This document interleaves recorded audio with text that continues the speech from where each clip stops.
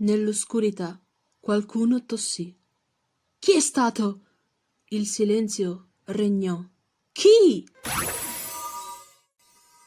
Una debole aura viola si accese. Il corno di Twilight Sparkle illuminò a malapena la stanza angusta, senza finestre e con 6 poni all'interno. Dinanzi vi era un'oscurità violacea e nera come l'inchiostro, ed i colori erano distorti dall'aura monocromatica del magico strumento. Le ombre si accumulavano negli angoli, nascondendosi appena oltre la portata dell'incantesimo dell'unicorno. Rainbow Dash vide come Twilight guardava accigliata ciascuna delle sue amiche attorno. Nessuno parlò. Delle sagome danzavano lungo le pareti, mentre l'unicorno muoveva la sua testa, facendo oscillare e spostare la luce. Pinkie Pie era rannicchiata vicino alla porta sbarrata. Aveva gli occhi spalancati e confusi, mentre fissava il buio ad una distanza incerta. Essa sussultò leggermente, stringendo il sacco di farina che teneva strettamente al petto.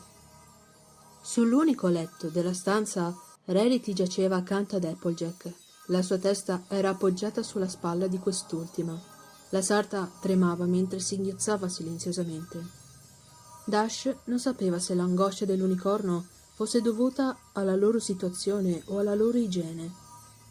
La stanza puzzava di cadavere e la criniera di Rarity, proprio come tutte le altre, era aggrovigliata, annodata e sporca di sudiciume. Applejack, da parte sua, si limitò a fissare impassibilmente Twilight Sparkle quando il suo sguardo si rivolse a lei. Poi quegli occhi puntarono su Dash e su Fluttershy.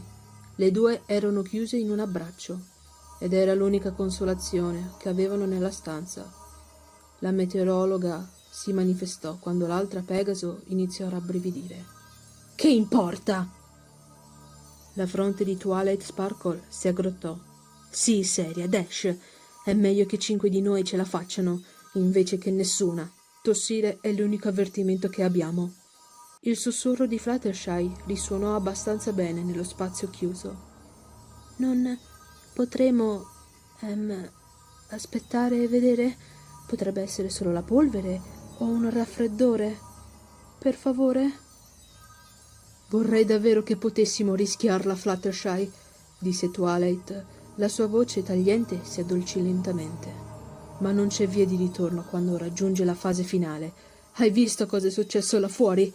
Lo vuoi davvero qui?» Applejack sospirò e poi parlò. «Ha ragione, tesoro. Non è contagiosa fino alla fine. Abbiamo una scelta da fare. Una morte o 6. Rainbow Dash digrignò i denti. «Non c'è veramente niente che si possa fare. La tua magia non può curarlo, fermarlo o rallentarlo». Si fermò, per poi aggiungere con un sussurro roco: «Qualcosa?» L'unicorno scosse la testa. «Nemmeno la principessa può curarlo.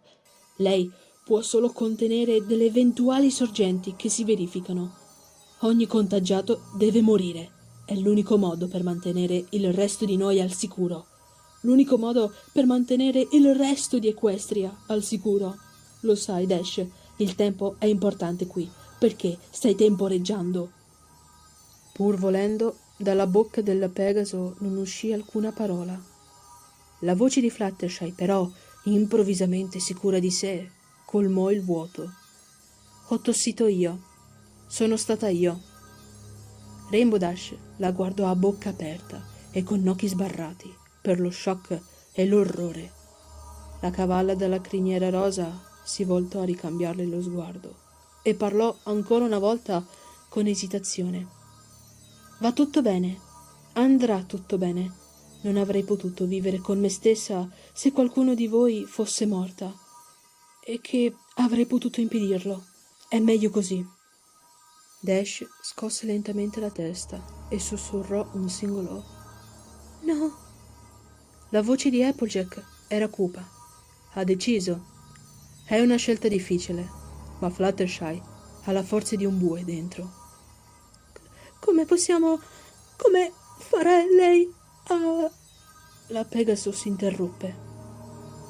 Twilight Sparkle sospirò e si lasciò cadere a terra.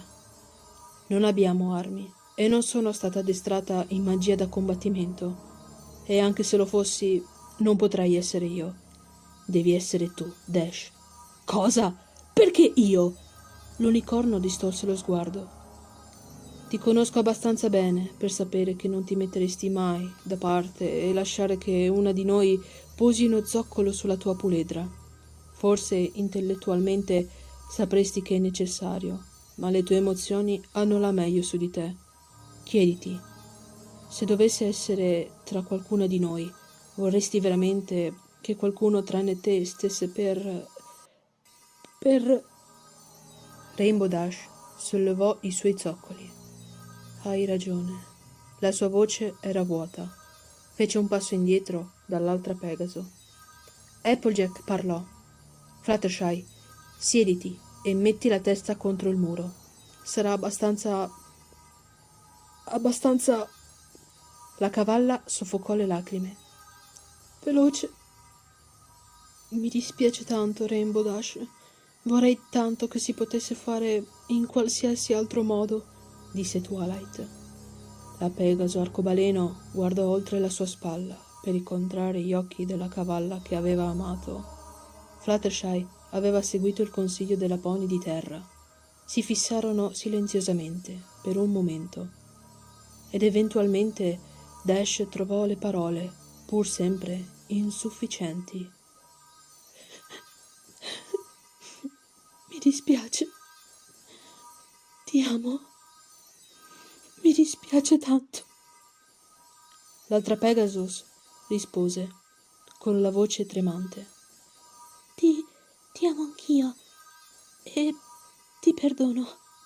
È meglio così. Semplicemente assicurati che qualcun altro si prenda cura degli animali. Quando tutto questo sarà finito, quando tutto tornerà alla normalità. Rainbow Dash sussurrò.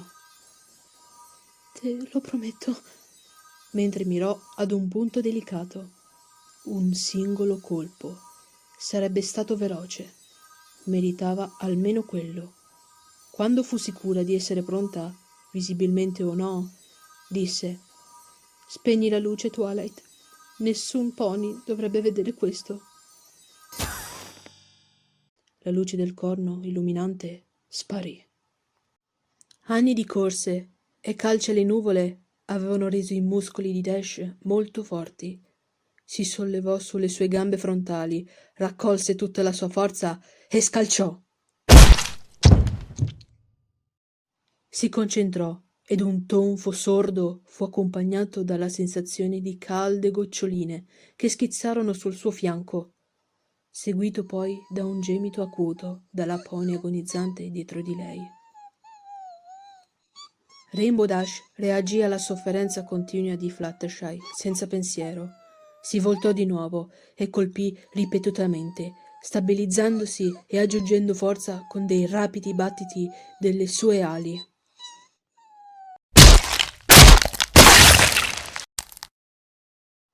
Al suo quarto calcio, il lamento dell'altra cavalla si fermò con uno scricchiolio nauseante. Dopodiché i suoi zoccoli si posarono di nuovo sul pavimento. Tremava, i suoi occhi erano spalancati ed il suo cuore batteva all'impazzata. I suoi nocchi erano inzuppati di sangue appiccicoso e poteva sentirlo cominciare a coagularsi. Ella si chiese a suo malgrado se questo putiferio avrebbe lasciato una macchia indelebile nella sua mente, se il suo manto avrebbe portato il residuo rosso del suo atto. Successivamente pianse in silenzio da sola. Il silenzio regnò, ma nell'oscurità qualcuno tossì.